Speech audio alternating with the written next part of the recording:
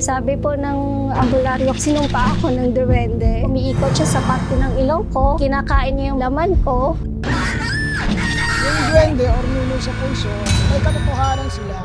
Sa kanila kasi kung paano mo sila nasaktan, sasaktan ka rin nila. Base sa obserbasyon ko at dun sa mga sinabi niya,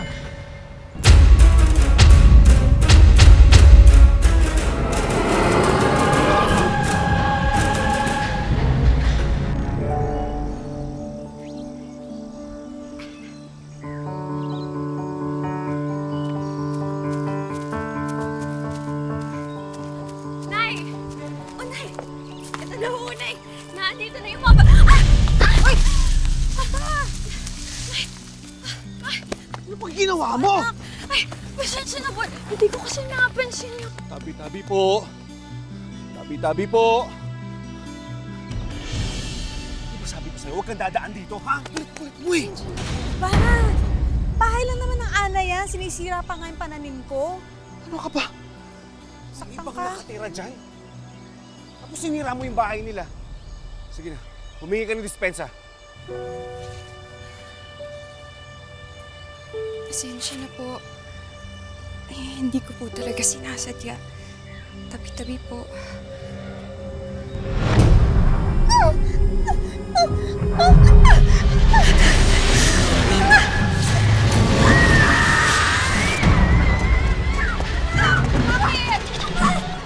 Ewan ko ba? Sobrang sakit.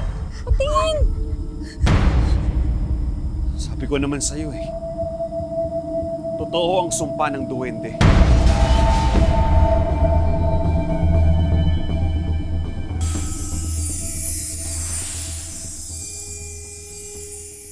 Alam naming wish nyo ang magkaroon ng bagong house and lot, di ba? Ang wish mong bahay sa Camellia baka mapasa inyo na. Pumunta lang sa official Facebook page ng Wish Ko Lang para sa complete mechanics ng pagsali. Dahil sa 2022, isang maswerteng kapuso ang mananalo ng house and lot mula sa Camellia. Tutok lang tuwing Sabado 4 p.m. sa GMA at baka wish nyo na ang susunod naming tutuparin.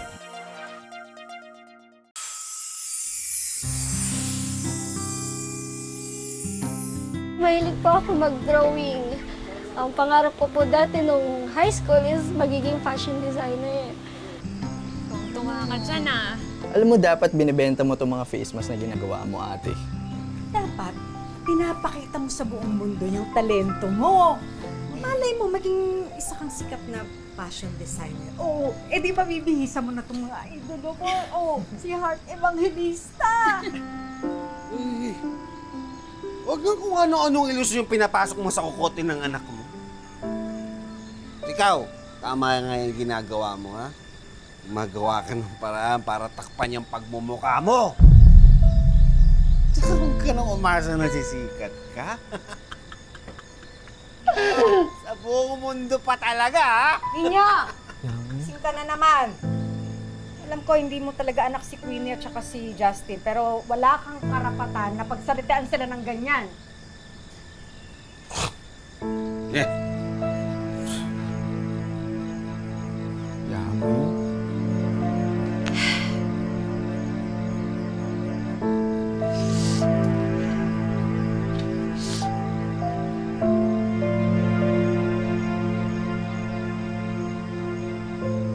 Tapos sa mga gagawin damit. Sige, salamat po ah. Uy, Queenie. Nabalitaan namin yung nangyari sa'yo ah. Baka naman pwedeng patingin. Saan ka pupunta? Sinabi ng patingin eh. Patingin niyo nga ako. Let's go!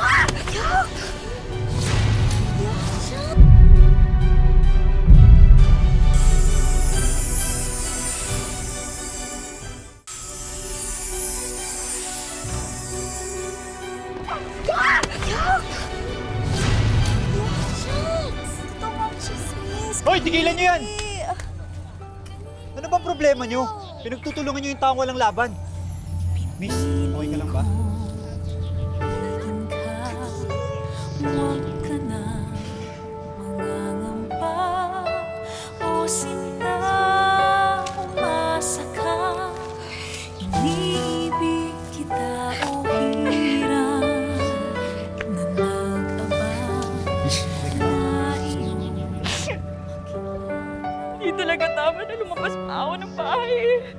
Kung hindi tama, inunanakit sila ng kapwa. Di magbabagong pag-ibig ko. Ayun ka pala. Iniibig kita. Ang ganda naman dito. Okay sa'yo.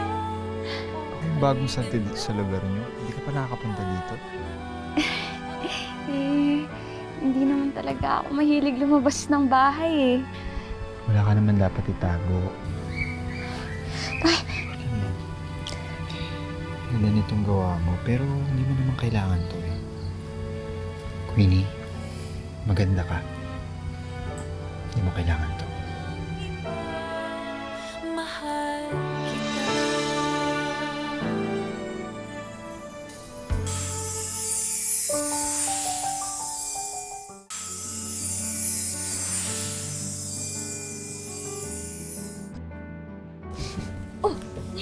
Oo na, Justin. Ano naman pinagsasabi mo kay nanay?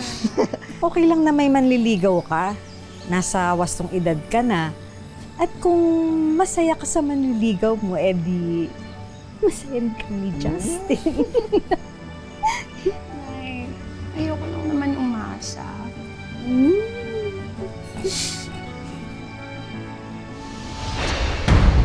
Nay? Nay, okay lang po ba kayo? Nay, alam mo, ipacheck na kaya natin yan. Hindi akong alalahanin.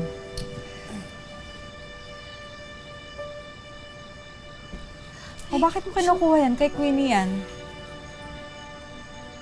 Para sa mga duwende. Narinig ko kasi nung isang gabi may kumakaluskos eh. Sigurado ako bumalik yung mga duwende. Kaya kailangan natin mag-alin ng pagkain para hindi sila magalit.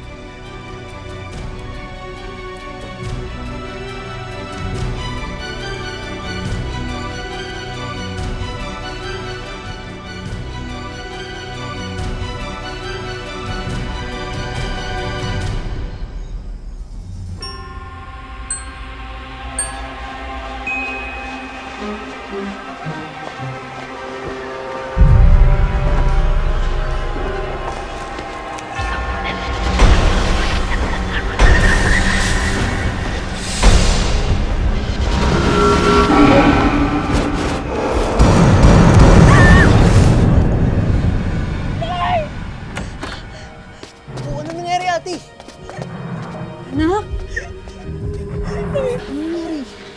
Yung duwende! Nandito siya! Naramdaman ko siya na nandito siya sa kwarto ko.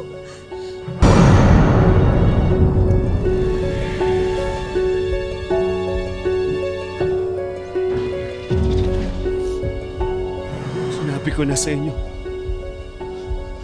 bumalik ang duwende.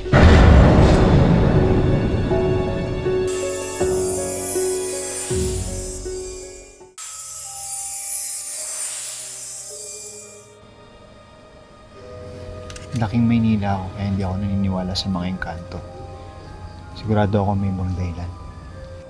Eh, yung naubos yung pagkain ng duwende. Baka daga or peste. Hindi ko kaya na may mangyaring masama sa'yo. Mahalaga ka sa akin, Queenie. Kaya huwag mo nang isipin yun. Salamat ha.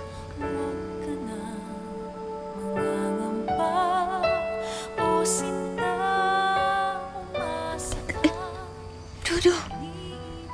Queenie, hayaan mo lang ako. Mahal kita, Queenie. Mahal mo rin ba ako? Sa mundong katiyakan mo, hindi magbabagong pag-ibig ko.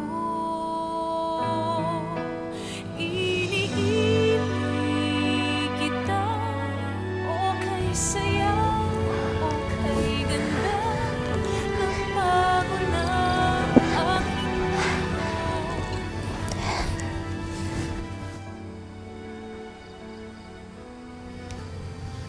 Aalis ka na kaagad? Oo may gagawin pa ako. Kalimutan ko.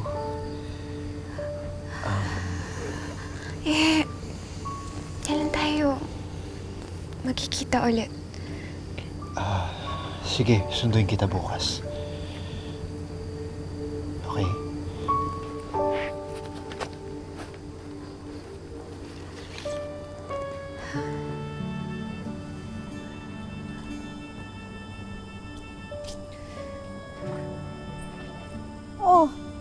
Akala ko ba hapunan ng lakad yun ni Bruno?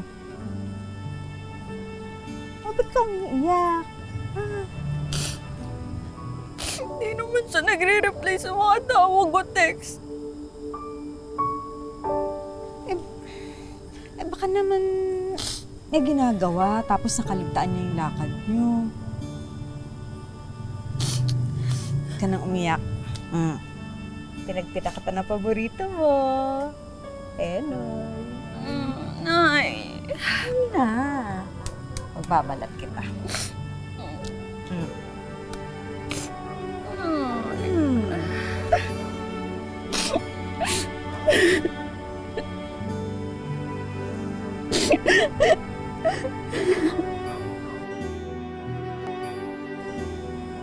Kalimutan mo na yung Bruno na yan. Ba, niray mo ilang linggo ni Honey Ho, wala? Hindi siya karapat-dapat yung pinagmamaktulan mo, no? Tsaka pag nakita ko yun, babatukan ko yun. Nay, relax lang, Nay. Relax lang. Gusto ko inaabol nga ako eh. Pabili ako ng saging. Ay, ito po. Sakto. Ayan. Oh. Gusto ko inaabol ako. Naman, Salamat. Thank you. May benta agad! Teka. Uy, sobra tong binayad niya. Isosoli ko lang, ha? Sige, Nay. Yung isa dyan, Nay. Bruno? Anong ibig sabihin nito? Bakit kalandian mo yung babaeng yan? Excuse me? Ang kapal naman ng mukha mo, no? Eh ano naman ngayon kung nandihin ako ni Bruno? Sinagot ko na siya kahapon eh. Girlfriend niya na ako. Ano? Di ba sinabi mo sa akin na mahal mo ako? Di ba may nangyari pa nga sa atin? Di ba mahal mo ako? Oh my God, Bruno. Naputulan mo yung tsaka na yan? Nasikmura mo yan? Kadiri. Di totoo yan. Di totoo yung sinasabi niya.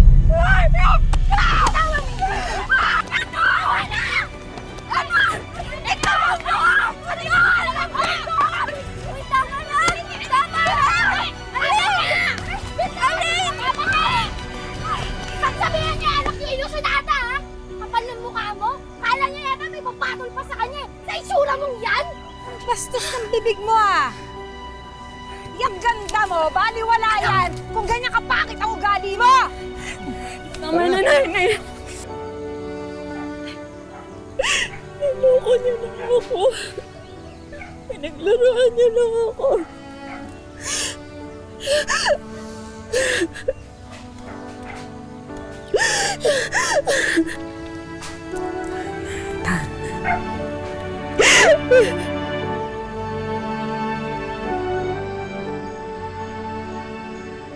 Ka na malungkot, anak. Alam mo, may mga lalaki talaga na katulad ni Bruno, pero huwag kang mawawala ng paniniwala na darating ang tamang tao para sa'yo. Para hindi ka malungkot, ibibigay ako sa'yo. Yun, no? Nalibuksan mo. Ano to?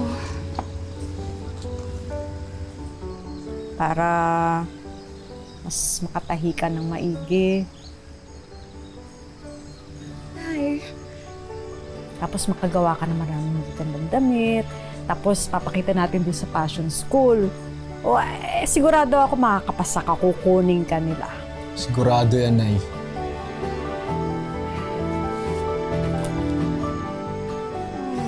Anak ko. Malungkot ate.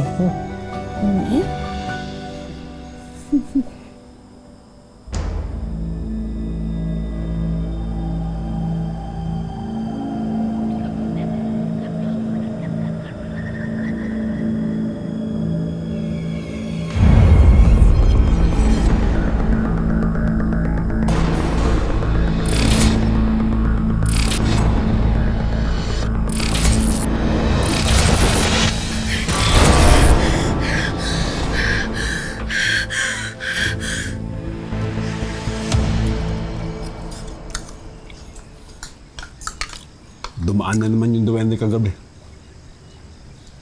Alam niyo, dapat siguro mag-aling ulit ng pagkain. Para hindi niya nasaktan si Queenie.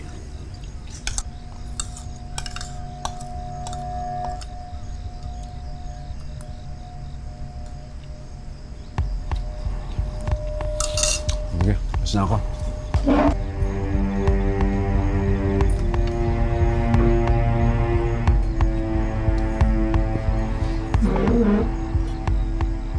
Bakit?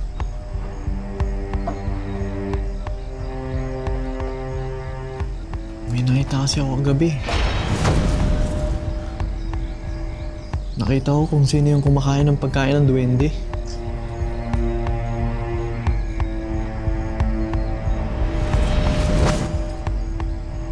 Nay, bakit kakainin ni Ninong yung pagkain na para sa duwende? Hindi ko rin alam.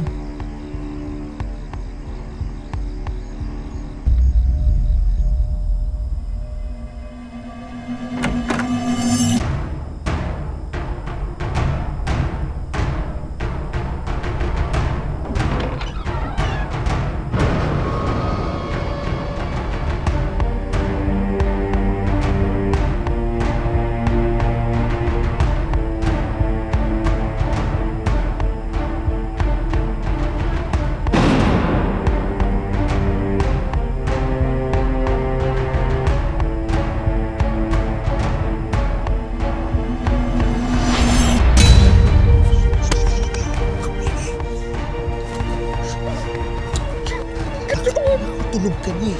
Gising ka pa pala. Huwag kang maingay. Gising ka na. Itutuloy ko. Matagal na kitang kursunada eh. Kahit nasira pa yung ilong mo. Okay, gising ka na. Sige na. Titigman na kita. Huwag kang maingay. Wala naman yung mga lalaki pa pala.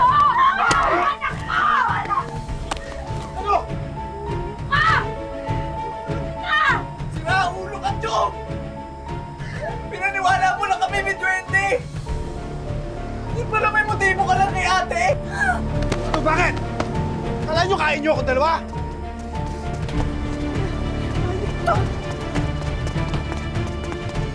Tulong! Mga kapitbahay! Huwag kang makailam dito! Tulong! Tulong! Huwag kang makailam eh!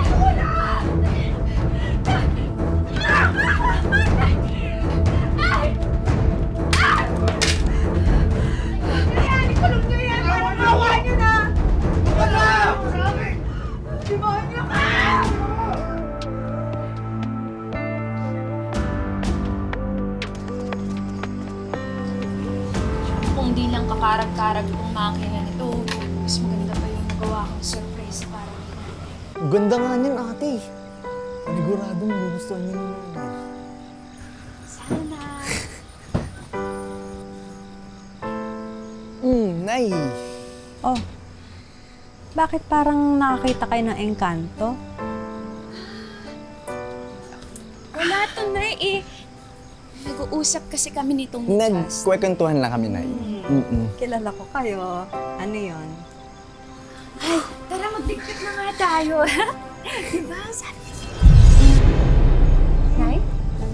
Nay? Nahihilo ako. Hindi ka lang, Nay? Justin, kumuha ka ng tubig. Kumuha ka ng tubig, Nay. Naikot yung paningin ko na. Nay.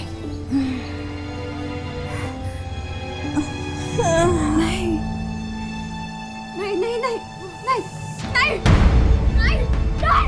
Nay! Nay! I'm sorry to say this, pero brain dead na ang pasyente. And recovery at this point is already impossible.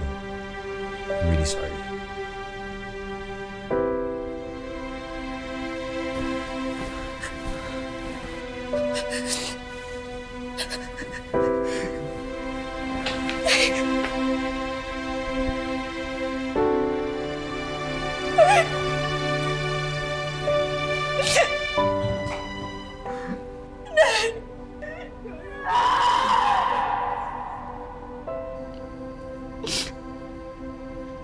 Surprise ako sana sa'yo, Nay, para sa birthday mo eh.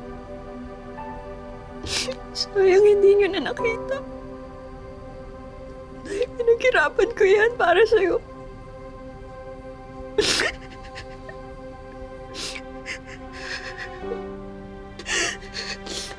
Hayaan niyo, Nay.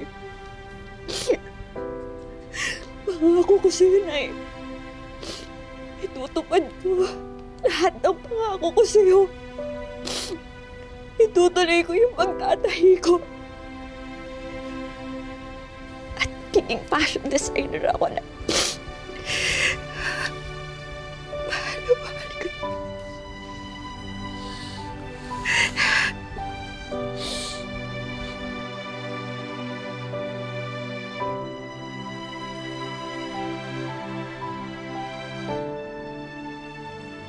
Ang buhay ay isa raw malaking misteryo. Mahirap maintindihan minsan. Pero sabi nila, sa huli, lahat ng bagay ay may dahilan. Pagkatapos mag-file ng protection order laban sa amain, ngayon ay mag-isang itinataguyod ni Queenie ang kapatid. At dahil sa hirap ng buhay, napilitan siyang bitawan muna ang pangarap na maging fashion designer. Queenie, unang-una, nakikiramay kami sa'yo. Kamusta ka na ngayon? Masakit kasi wala akong lakas na loob na sana ako kakapit. Mahal na mahal ko si Mama. Bago dalhin ang aming team si Queenie sa isang doktor, tinupad muna namin ang hiling niyang makausap ang paranormal expert na si Ed Kaluwag. Yung duwende or nuno sa pulso, may katotohanan sila. Sa kanila kasi kung paano mo sila nasaktan, sasaktan ka rin nila. Base sa obserbasyon ko, wala akong nakitang case na siya ay sinaktan ng elemento. Dapat kung talagang merong nakasanib sa kanya o meron siyang karga, dapat naramdaman ko na. At sa unang pagkakataon, dinala namin si Queenie sa isang medical expert para malaman na kung ano nga ba talaga ang kondisyon niya. Ito yung deformity na nakuha niya dahil sa pagkakaroon niya ng cutaneous tuberculosis. Maybe it came from the lungs also and then it went to the nasal area. Dahil sa TB na yan, nagkaroon ng mga nana, ulceration, sugat-sugat, tapos nakain na lahat ng mga cartilages niya sa ilong, kaya nawala yung shape ng nose niya. Ngayong nabigyang linaw na ang kondisyon ni Queenie, oras na para tuparin ang kanyang mga wish. At ang una naming regalo, isang dressmaking scholarship package para matuloy na ni Queenie ang kanyang pangarap. Samahan na rin natin yan ng isang sewing business package. Hindi ko inasabi. Dahil sa wish ko na, Ama. Namarap ni Mama. At para mas ma-inspire siya sa kanyang pagka-back to school, may personal na regalo rin kay Queenie ang kanyang idol na si Heart Evangelista. Isang fashion book na personal na pinirmahan ni Heart. Thank you so much. Sobrang inspire ako sa'yo.